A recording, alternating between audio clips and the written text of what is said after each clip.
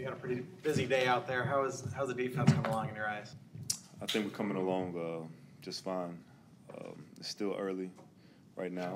We just want to continue to prepare and get ready. We haven't been against another team, so I'm not going to say we're a leader. We're going to be the best defense in the league, but at the same time, we have high standards, and we want to push each other to get better. This was the worst defense in the league. Last year, I realized you weren't here, and wasn't part of that. But when you look at the talent level, it seems like there are pieces in place to make a pretty good, significant jump from last year. Would you agree? Right, definitely. We have a lot of talent, and you definitely see on the roster that we have a lot of guys, that are playmakers and ballers. But at the same time, none of that matters. Everybody's 0-0, and like I said, it's still early. But we can only control what we can control, and which is now is camp and taking it day by day. Put it simply, this defense has chewed up this offensive line throughout the entire camp. What have you seen from that unit? I mean, as a defensive pass rusher yourself, I mean, what's going wrong, you think, up front? I don't think anything's going wrong. Like I said, it's still early. I can't sit here and say anything about the offense, and I can only control what I control, which is the D-line. So for me to sit here and tell you how I feel or how they're going to be, I can't say. And like I said, time will tell. And we have a lot of time as far as camp is concerned.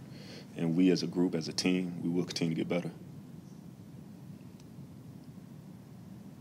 How similar is this Sam linebacker to what you played in Denver? I get the rush. That's one of the main similarities that I can take from it. It's just being able to rush off the edge, being able to go from either a 2-point or 3-point stance, and get to play fast. And that's one thing I really appreciate as far as the Denver team and what the 49ers are doing with me now is being able to rush, and I really appreciate that.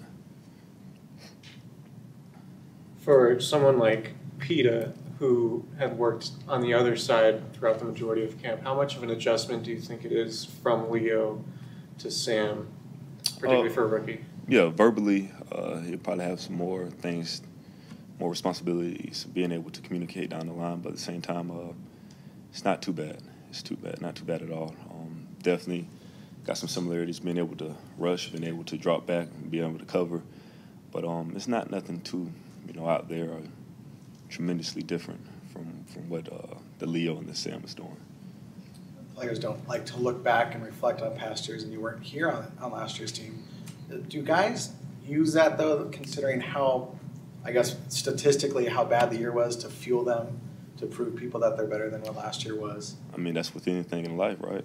I mean, definitely you want to go out there and do your best with whatever you do, and you learn from it. That's what life is. That's what football is. So, yeah, we're looking at a big difference and wanting a big difference, but at the same time, we can't harp on it or let that keep us down. You just want to continue to grind and just move forward with it. And what's done in the past is in the past now. We can control what we control now. Like I say, we're dealing with camp right now, and that's all we're worried about. We're not worried about a two-winning team of last year. Which guys on defense are you seeing emerge as leaders? I see a lot of guys. I'm not going to sit here and pinpoint one guy because, I feel like it's a lot of guys out there on the team that's contributing from a mental and physical aspect of the game. It's a lot of guys that y'all may not even recognize or look at, So with that being said, it's somebody, in my eyes, it's always a leader. Whether you're a rookie or not, somebody's always looking at you. And as we come together collectively, the leadership is going to continue to build and be a good thing for us in the future. Have you had to cover Trent Taylor at all? Trent?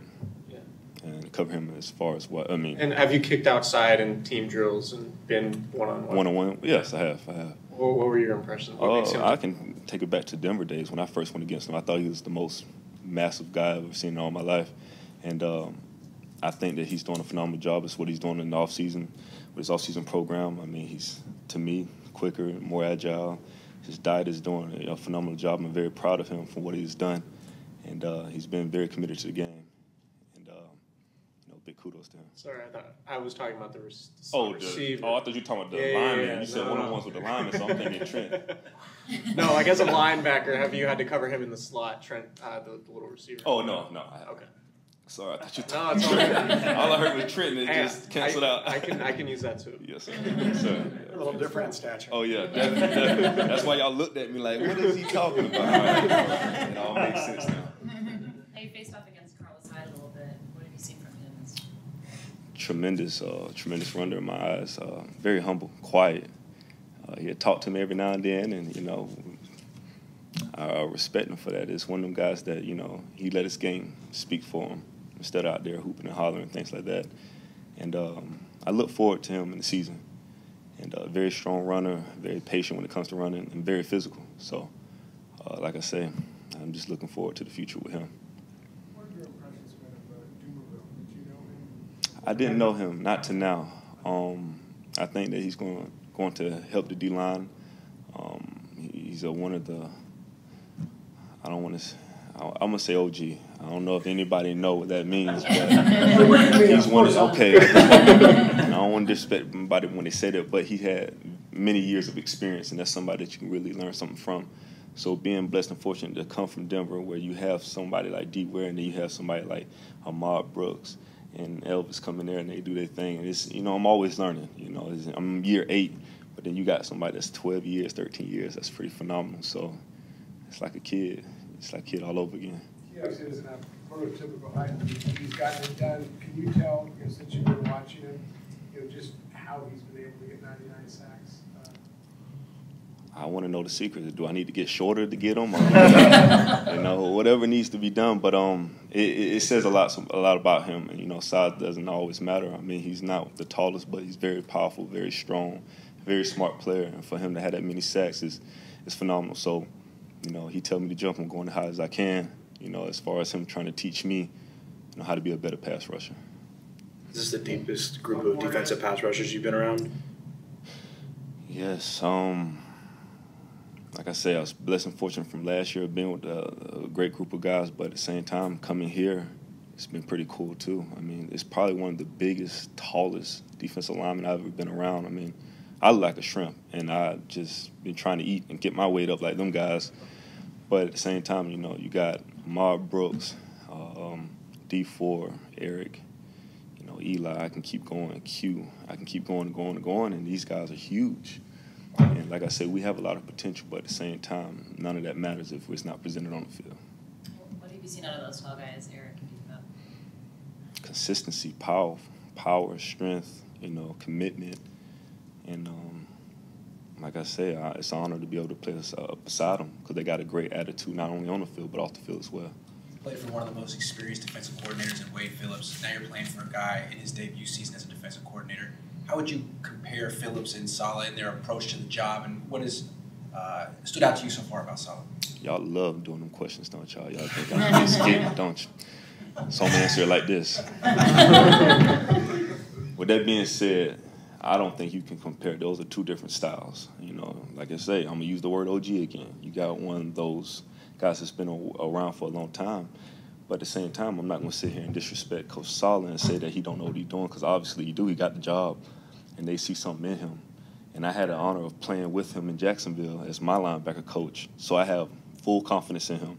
Great coach. You know, he's a great mixture of, you know, hot as fire, but it's cool as ice. You know, it's not one to panic, not one to, you know, over-express himself and things like that. He's a great coach, so I'm looking forward to working with him more and more into the season. A lot of the defensive guys have talked about the scheme in general being sort of simplified. Is that drastically different from Phillips? Are your responsibilities more simple in this team? One thing I can say about both of these defenses, and I just leave it at that, they allow us to play fast, and I leave it at that. I'm loving to be able to make plays, and I think everybody can relate to me as far as the defense is concerned, is being able to play fast, and that's what you want. Thank you. Thank y'all. Thank you.